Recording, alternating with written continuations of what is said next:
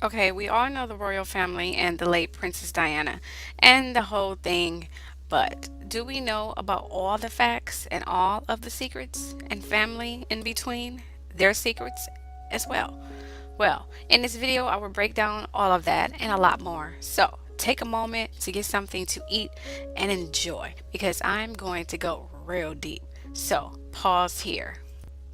You see, Princess Diana was born July 1st, 1961. You know what? Just take a look at this video. For an hour and 20 minutes, Settlin guided Diana through some of the most dramatic moments in her life, starting with the details of her childhood. Many of them were painful and would eerily foreshadow the life she would lead as an adult. She spoke, for example, of growing up in a home where she felt unwanted, desperate for affection. My parents, they never said they loved me. So you never knew that anyway? No. There's always the kiss there, there's no hugs or anything like that. Diana, along with her younger brother and two older sisters, grew up at Althorpe, the family estate 70 miles north of London. It was a home filled with acrimony. Her parents fought often, and sometimes the tension went beyond bitter words.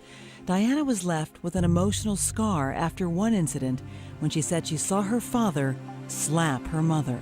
They were upstairs in a spare bedroom being arguing, the door was open, and I looked round it and I saw that. When I tell my sister for knowledge, my eldest sister, she had a grisly time because she was 16, you know. She said she always had to turn on the record player so she couldn't hear the arguing. Her parents' marriage, like her own many years later, would end in divorce. Diana's mother left her father for another man when Diana was only 6. According to biographer Andrew Morton, it was then that Diana first learned how it felt to be let down by people she had hoped would love and guide her. For a time, she became an elective mute. That's to say, she would only speak on certain occasions. She was so traumatized by the event. For a while, Diana kept a lonely vigil, hoping her mother would return. My father told me about 5 years ago, he said you sat on the doorstep, you didn't eat, you didn't bath, you didn't sleep, you just sat there, you just never spoke. What she was doing was taking me back to being a little girl, and she was just honestly saying what that little girl did and how that little girl coped with it. And in my terms, it gave me an insight into, what she was about. In the years after her parents' divorce, Diana was often left in the care of others, first a series of nannies, then her teachers at boarding school. She felt detached, which is why she was thrown by a surprising development at home. Diana was 13 when her father married Countess Rain Dartmouth, a woman the Spencer children detested.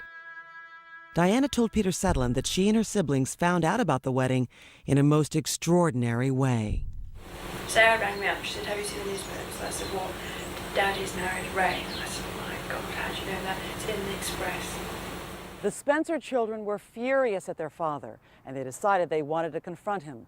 But Diana alone would be the one to deliver the message. For once, she was going to stand up for herself. And what happened next seemed a critically significant moment to Peter Settlin. You can actually see her move from that to becoming a powerful woman. Not a girl, but a woman, ready to take on almost anybody. Egged on by older sisters Jane and Sarah and younger brother Charles, Diana prepared to give her father a piece of their minds. He was so angry. But Sarah said, right, Dutch, my nickname was Dutch, you go in and sort him out.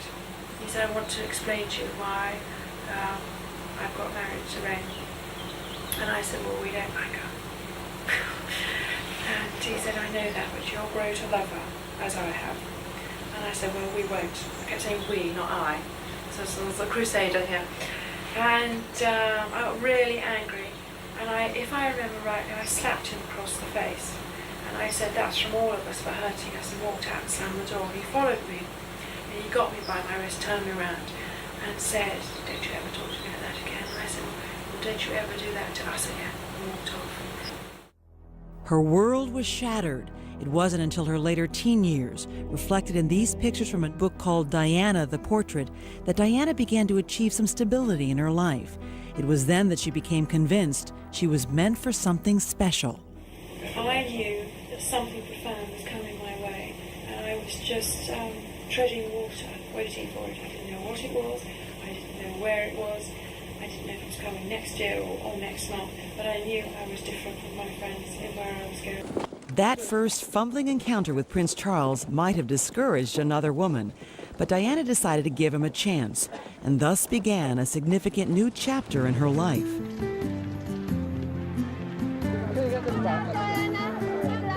By 1980, when Diana was 19, she had fallen hard for the prince, even though she said he still had a lot to learn in the boyfriend department. He wasn't consistent with his courting abilities. He'd ring me up every day for a week and then he wouldn't speak to me for 3 weeks. Very old. And I accepted that. I thought, fine, well, he knows where I am, he wants me. And the thrill when he used to ring up was so immense and intense, drive the other 3 girls in my flat crazy. But, no, it was odd. By now, the press had gotten wind of the relationship, and Diana was being scrutinized as a potential royal bride. Looking back on it all 12 years later, Diana realized the attention didn't leave her much time to reflect on whether this relationship was right for her. It's like being sucked in, just people pushing and then people pulling, all in the same direction. So you're being what, pushed by family? Yeah, my family looked great, and so did my friends, and so did Charles's family. They liked me. They were very good to me when I was a guest. What does that mean? Music changed when I was a daughter, and the positions changed. And on the day she married, whilst the eyes of the world were upon Diana, she had eyes for one woman alone, and that was Camilla Parker Bowles. And as she walked down the aisle with her father, Earl Spencer, she was looking out for Camilla, and she spotted her in the crowd. And she thought to herself as she walked down to meet Prince Charles, I hope that relationship is now over and we can go on with our married life. Their married life did go on, at least in public. The prince and his princess bride living happily ever after, traveling around the world, bearing 2 healthy baby boys. But behind the palace walls, it was quite a different story. Endless misunderstandings led to hurt feelings, constant arguments to cold shoulders. Diana and Charles never found their stride together. So, it seems that Princess Diana was very opinionated, but as you saw in the video, she was to be the perfect princess. But as we all know now, going in, Prince Charles was already in love with Camilla. So, Prince Charles knew that Diana was only an arrangement that was arranged by his family. But Diana hoped for the fairy tale that later turned into a nightmare because of the lack of affection she got from her father. So she then demanded it from Charles, who just turned the other cheek. He was in love with another woman. As you saw, the need for the fairy tale was in overdrive now. So she started to do things to herself, but all that did was make him cleave to Camilla more and was pissing the royal family off. It's a classic case of psychological crossed wires, because Diana couldn't give Charles what he wanted, and Charles couldn't give Diana what she wanted. 5 years into the marriage, Diana said she suspected her husband had gone back to Camilla Parker Bowles, and she confronted him about it. I remember saying to my husband, you know, why this lady around? And he said, well, I refused to be the only Prince of Wales who never had a mistress. In fact, Diana claimed Prince Philip had actually given his blessing to the affair on the eve of the royal wedding, as long as Charles gave marriage to Diana a sporting chance. My father-in-law said to my husband, if your marriage doesn't work out, you can always get back to her after 5 years, which is exactly it. I mean, for real, I knew that it happened after 5 years. I knew something was happening before that. The princess was seething, frustrated, and trapped in a life she knew was a lie. She thought that he was seeing Camilla, and she said to me, you know, jealousy, rage. I mean, she was just out of control. Year, a British TV documentary called The Prince and the Princess of Wales, Talking Personally, portrayed Diana as the doting wife. What do you feel your role is? What is your contribution? I feel my role is supporting my husband. It's extraordinary to rerun the events of those years with the knowledge that we now have. in truth, behind the scenes, the marriage was practically dead. They've been together only 3 days in the past 5 weeks. As Diana described the extent of the tension to Peter Settlen, her voice coach, she recalled that things between her and Charles were awkward in every way. There's virtually no sexual relations between Charles and you. Well, there was, So- but it was odd. Very odd, but it was there. And then it fizzled out about 7 years ago, 6 years ago. Right. 7, Terry, 8. How do you know it was odd? Instinct told me. It's just so odd. I don't know. There was no requirement for it from his case. Sort of once every 3 weeks look about it, and I kept thinking. And then I followed a pattern. He used to see his lady once every 3 weeks. Before we got married. I took some of the books I previously published off my shelves and opened them on my desk and said, well, look at these pictures. This happy woman, smiling woman with the gorgeous kids. There she is with her husband. They're holding hands and smiling. I mean, look, these are the happiest people in the world. James said, that's the point. She's having to fake it. When Coulthurst pressed the record button for the first time. Give me a shout if there's something you don't want to touch on. No, it's okay. Before long, the words were pouring out of her.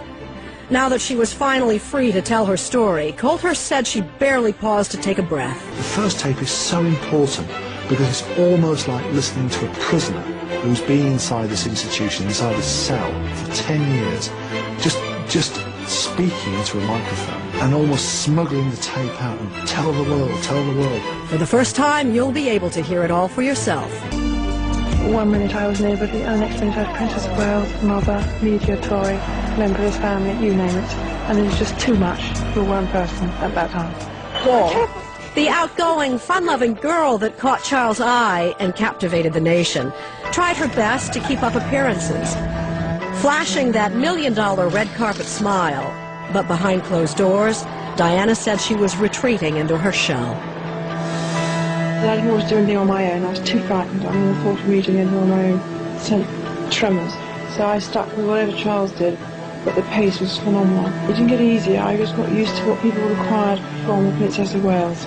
What Diana thought wasn't going to come into it yet, so I hadn't got enough background. She felt desperately insecure. I hated myself so much. I didn't think I was good enough. I thought that I was good enough for Charles. Oh, doubts along with one thing. No. I always used to think people would just look at me for my clothes, and I was desperate for the other side to come up or to be dealt with. I didn't know how to do it. The bulimia, first apparent during her engagement, by now was out of control. And I wasn't well at all. I told everybody I was tired the whole day, but there was the bulimia that was totally taking grip of me. Suddenly in the middle of dinner, I got sick and come back again. And they said, why didn't you go off to bed? And I felt it's my duty to sit at the table. Duty was all over the shop. I didn't know which way to turn at all. Soon, says James Coulthurst, her eating disorder was a well-known fact in the royal household. Exhibition with her husband. I never fainted before in my life, and we'd been walking around for 4 hours. We hadn't had any food. And presumably I hadn't eaten for days beforehand. When I say that, I mean the food staying down. And I remember walking around feeling really ghastly, and I didn't dare tell him when I felt ghastly. I put my arm on my husband's shoulder and I said, darling, I think I'm about to disappear, and slid down the side of him. The incident was quickly papered over as fatigue. Officials in Vancouver are blaming heat and fatigue for the fainting spell Princess Diana suffered. But the reaction behind the scenes was acid, Diana recalled. My husband told me off. He said I could have passed out quietly somewhere else behind a door. That's right. It was all very embarrassing. Volunteer. And inside me, I knew there was something wrong with me, but it was too immature to voice it. My wife is feeling much better now than she was earlier this afternoon. New Year's 1982. Just 5 months into their marriage, pregnant Diana was feeling wretched. Their relationship continued to unravel. She felt Charles was incapable of understanding her turmoil. She threatened to take her own life. Charles said I was crying wolf, and I said I just felt so desperate, and I was crying my eyes out. And he said, I'm not going to listen, you're always doing this to me. He said, I'm going riding now. So I threw myself down the stairs, bearing in mind I was carrying a child. Queen comes out, absolutely horrified, shaking. She's so frightened. I knew I wasn't going to lose the baby. Quite bruised around the stomach. And Charles went out riding. And when he came back, you know, it was just dismissal. Total dismissal. So it seems when all of those attempts didn't work, she started having an affair with her bodyguarding coach. That affair got back to Charles, who didn't like the fact of his princess-slash wife getting cozy with someone else. And one day while arriving at many of Diana and he events, he simply just told her. Hadn't even been whispered about outside the palace. Diana confessed that 4 years after she married Prince Charles, she fell head over heels in love with a married man. An encounter that had a tragic ending. 28 minutes into this first interview session with Peter Sedlin in the fall of 1992, Diana took the conversation in a new direction. The topic was breathtaking when you consider Diana was both a married woman and a princess speaking indiscreetly inside her palace walls. I tell you, one of the biggest crunches in my life, which I don't find easy to discuss, was when I was 24, 25, I fell deeply in love with somebody who worked in this environment. And he was the greatest friend I've ever had. She was quite honest, it seemed, with you about her feelings for someone who worked inside the palace. Yeah. She needed somebody who would let her be herself, who would look out for her. Diana didn't tell Sedlin the man's name, but she was talking about her bodyguard, Barry Manicky. In 1985, 7 years before she sat down with Peter Sedlin, her 4-year marriage to Prince Charles had all but broken down. She suspected her husband was secretly seeing Camilla Parker Bowles, and Diana, then 24, had begun to show interest in the 38-year-old Manicky. I was wandering around trying to see him. I just, wore my heart on my sleeve and was only happy when he was around. And then... So you had an intimacy, which you weren't getting. Sedlin asked Diana whether she thought of the bodyguard as a kind of father figure. Yeah, I suppose you could say I did, yes. I'm sure I did. I was like a little girl in front of him the whole time. Desperate for praise. Desperate. Diana confided to Sedlin that as she became closer to Manicky, she even half-joked about running away with him. I mean, I was quite happy to give all this up. Well, not all this. At the time, it was quite something to have all this. Just to go off and live with him. Can you believe it? Well, one can. And he kept saying he thought it was a good idea too. So. Were these idle fantasies or signs of much deeper, more intense feelings that then became physical? You're saying that they haven't been sexual. No. There was not a romantic relationship? There may or may not have been, but that's not what she said. And in many ways, I don't need to know. It wasn't the most interesting thing about her sex life, I'm afraid.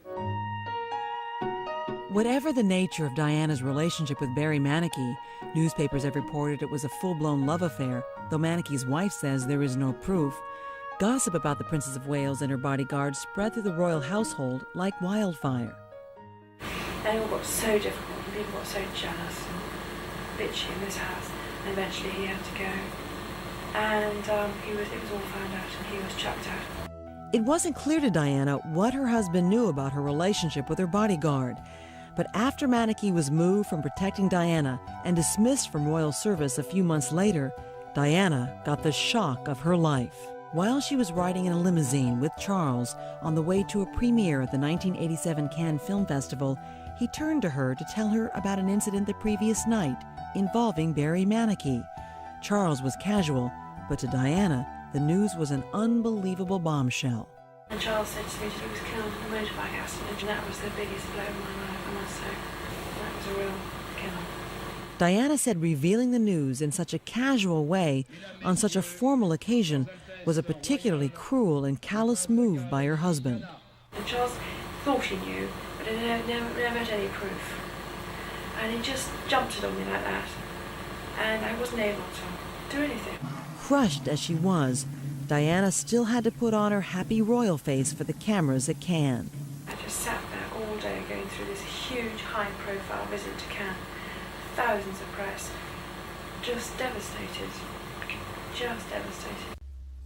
Yes, they claimed that the accident was just an accident.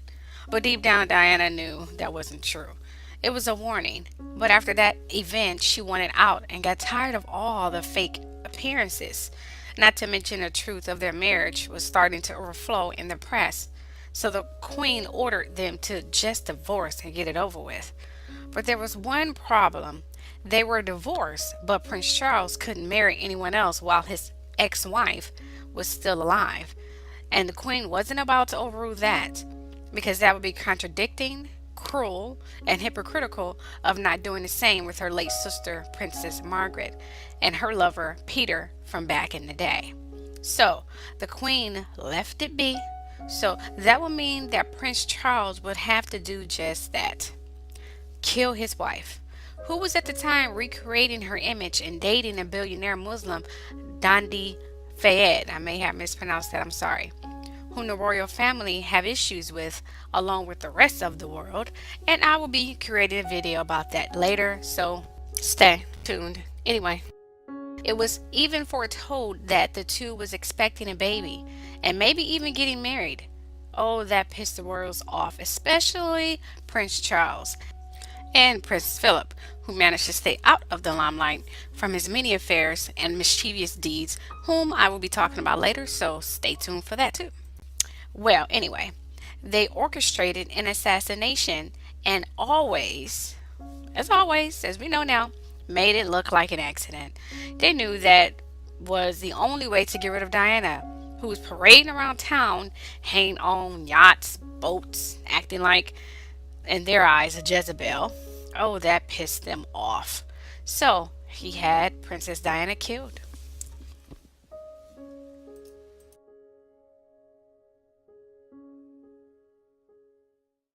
It was interesting timing. The reason I want to raise this particularly with personal experience of the case, I mean, I know there's all sorts of speculation about what really happened and was Henri Paul drunk and, you know, why they took the route they did. It was completely circuitous.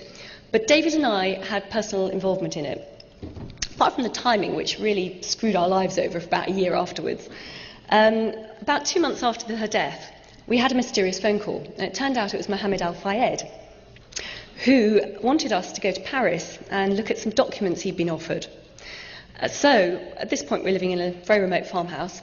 Black Ritz Mercedes comes to pick us up and take us to Paris, and almost crashes twice. So that could have been a good headline. Anyway, we look at the documents. He's been offered these for sale from a guy who's very vague about how he got hold of them. Oswald de Winter. That's the one. These were documents purporting to prove that there was CIA and MI6 involvement in Diana's death. And they looked good. But if you knew what a document really looked like, what a proper MI6 document looked like, there were some simple errors, things like the date timeline, things like the addressee list, they just weren't quite right. They were forgeries, they were very good forgeries. And this would have been a classic straw man technique. You know, Al Fayed was asked for $20 million for these documents and probably would have paid if they were real, because he was desperate to prove that there was a plot against his son and his possible future daughter-in-law. Anyway, we saw that they were forgeries, they were fakes, and it saved him $20 million, but also saved him embarrassment. This would have been a classic straw man operation, whereby he would have bought them, held them up to the world's media and said, look, I've got proof. And then the authorities would have turned around and said, look, it's so obvious, look at these simple errors, of course they're forgeries. You can imagine what would have happened. Anything else he ever found out, he would have been dismissed as a fantasist. So, you know, his entire campaign for justice for his son would have stalled pretty much before it started. Anyway, as the lady down there said, the guy who was trying to flog him these documents was a well-known con man called Oswald or Oscar de Winter. He was also notoriously an MI6 agent. He was quite well known. Most agents were pretty, their identities were quite tightly held. He was pretty well known, though, because he seemed to get involved in all sorts of dodgy activities. So that, to us, proved that there was an MI6 interest in this. And then, of course, we started looking at the other evidence and all the rest of it. And I have to say, my personal opinion, I think, yes, they did intend to at least seriously injure or kill her. And it's not just about the fact that, was she pregnant, wasn't she? We'll never know because they embalmed her against all French law so quickly. And all the other speculative things you see in the press. It's also the fact that it was reported that she was being a great success in the landmine campaign that she was running. But also, she was about to go into campaigning on the behalf of the Palestinians. Now, you can imagine someone of Princess Diana's profile doing that. They would not have tolerated it. They could not have dealt with that. So I think that's why she was taken out. I think they've probably been planning it for a while, and it was just perfect timing. They did it when they did. Now that she was out of the picture, Prince Charles, who wanted so badly anyway to marry his longtime mistress / lover Camilla, he married her years later. Now, this suspicion of Prince Charles' behavior still didn't sit well with the Queen, and the feeling of Prince Charles being so mischievous acting as well made the Queen reconsider giving him the throne altogether, because she knew that as soon as he got it, he was going to demolish the no marriage after divorce law and start acting like his cheating, drinking, child molesting father, who allegedly was responsible for the whole accident of Princess Diana. He's supposed to be the head of secret security up there, and along with a lot of other things. Prince Philip, whom I was just talking about, was known also to hit Queen Elizabeth a few times too. I mean, if you have noticed in the press, she have these random bruises all over her, and they don't know where it came from. She is so well trained and scared of the backlash, she puts up with him and just send him away on some private events or job just to get him out of town and out of the spotlight and out of her hair. But the deception with a dirty family doesn't stop there. It seems by blood they're not even the rightful heir to the throne.